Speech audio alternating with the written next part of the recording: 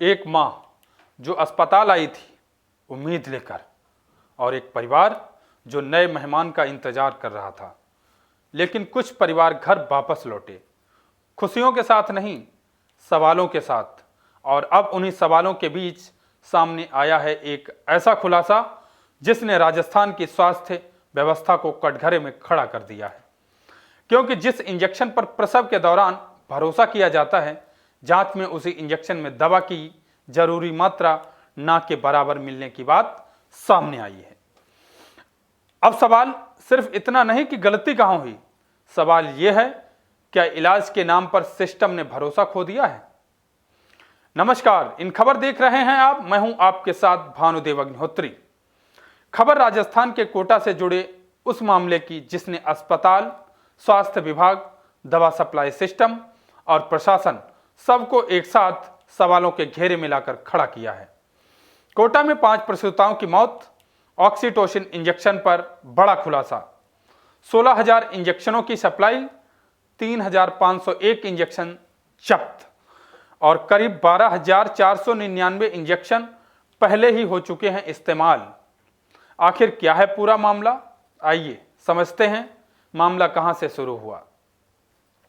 पूरा मामला कोटा के न्यू मेडिकल कॉलेज अस्पताल से जुड़ा बताया जा रहा है, जहां सीजेरियन डिलीवरी और स्त्री रोग सर्जरी के बाद 5 प्रसूताओं की मौत के मामले ने अचानक हलचल बढ़ा दी। शुरुआती दौर में तो सवाल इलाज प्रक्रिया पर उठे, कहीं ऑपरेशन में लापरवाही तो नहीं हुई, या कहीं संक्रमण का खतरा, या कहीं पोस्ट ऑपरेशन मैनेजमेंट में चूक। लेकिन जैसे जैसे जांच आगे बढ़ी, फोकस अस्पताल में इस्तेमाल हुई दवाओं पर चला गया और फिर जांच टीम की नजर पहुंची ऑक्सीटोसिन इंजेक्शन तक। क्या होता है ऑक्सीटोसिन इंजेक्शन, अब यहां समझना भी जरूरी है। ऑक्सीटोसिन कोई सामान्य दवा नहीं है, यह प्रसव में इस्तेमाल होने वाली बेहद महत्वपूर्ण दवा मानी जाती है।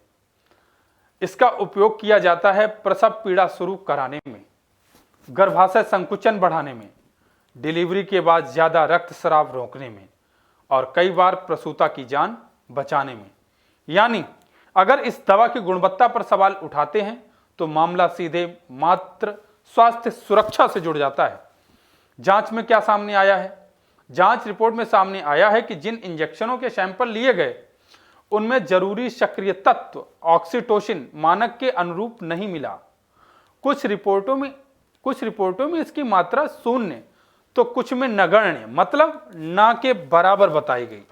यानी इंजेक्शन मौजूद था लेकिन उसका मुख्य औषधीय प्रभाव सवालों में आ गया। और यही खुलासा पूरे मामले को साधारण मेडिकल जांच से निकालकर राज्य स्तरीय मुद्दा बना देता है। 16,000 इंजेक्शन और बड़ा सवाल। अब सुनिए इस कहानी का सबसे बड़ा हिस्सा, सहायक औषधि नियंत्रक देवेंद्र गर्ग ने क्या कुछ कहा।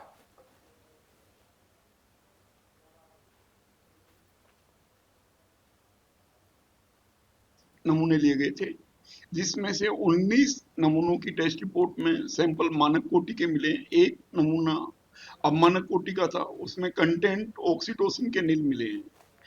उसके अलावा उक्त सैंपल स्टेरिलिटी एवं एंडोटॉक्सिन में पास हुआ है। मेरा ये मानना है कि जो प्रसूताओं की मौत हुई है वो इस इंजेक्शन के कारण नहीं हो सकती, क्योंकि ये सैंपल स्टेरिलिटी एवं एंडोटॉक्सिन में पास हो गया था। यदि कंटेंट नील है तो इसकी वजह से महिलाओं में डेथ नहीं हो सकती है।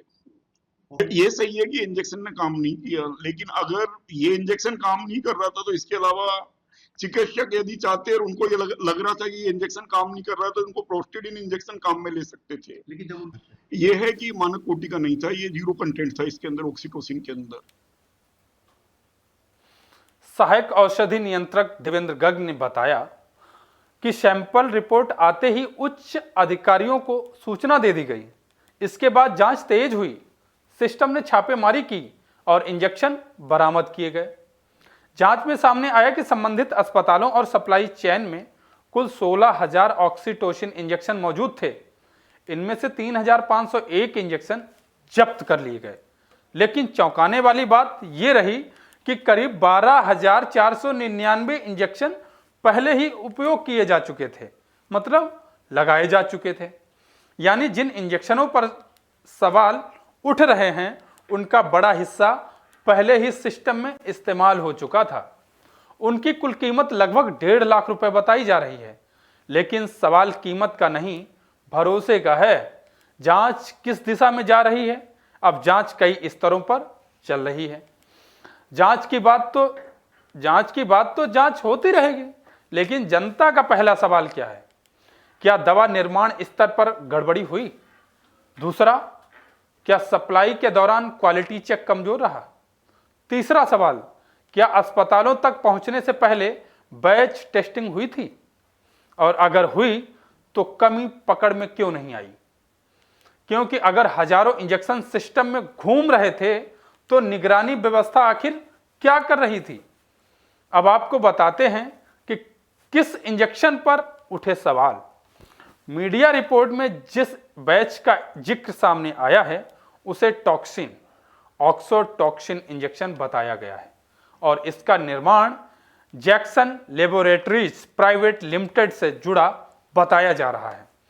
हालांकि यहां एक बात बेहद महत्वपूर्ण है, अब तक किसी एजेंसी ने अंतिम जिम्मेदारी तय नहीं की है और जांच अभी जारी है, इसलिए निष्कर्ष पर पहुंचना अभी जल्दबाजी होगी। सबसे जरूरी बात, मौत और इंजेक्शन का सीधा संबंध अभी साबित नहीं हुआ है। अब यहां एक बात और स्पष्ट समझना जरूरी है, क्योंकि सोशल मीडिया पर कई तरह की बातें चल रही हैं, लेकिन आधिकारिक तौर पर अब तक जांच एजेंसियों ने प्रसूताओं की मौत और इंजेक्शनों से इसका सीधा संबंध स्थापित नहीं किया है। यानी यह समझना है कि मौतें सिर्फ इसी इंजेक्शन की वजह से हुई, अभी जांच पूरी होने से पहले कहना सही नहीं होगा। अंतिम रिपोर्ट का इंतजार किया जा रहा है, लेकिन सवाल फिर भी खड़े हो रहे हैं। क्या सरकारी अस्पतालों में दवा की निगरानी पर्याप्त है? क्या सप्लाई के समय बैच टेस्टिंग सिर्फ कागजों तक सीमित है? अगर 12,499 इंजेक्शन उपयोग हो गए तो सिस्टम को जानकारी क्यों नहीं मिली? क्या सिर्फ ऑक्सीटोसिन या दूसरी दवाओं की भी दोबारा जांच होनी चाहिए?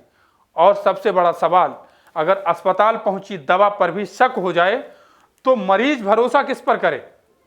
आप बताइए भाई साहब, मरीज भरोसा किस पर करे?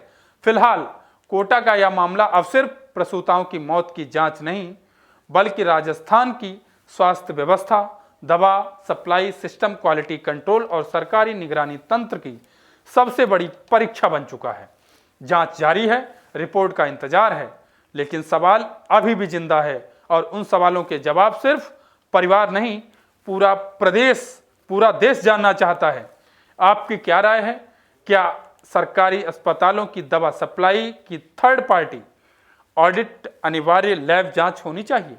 कमेंट करके जरूर बताइए और देखते रहिए इन खबर राजस्थान। धन्यवाद।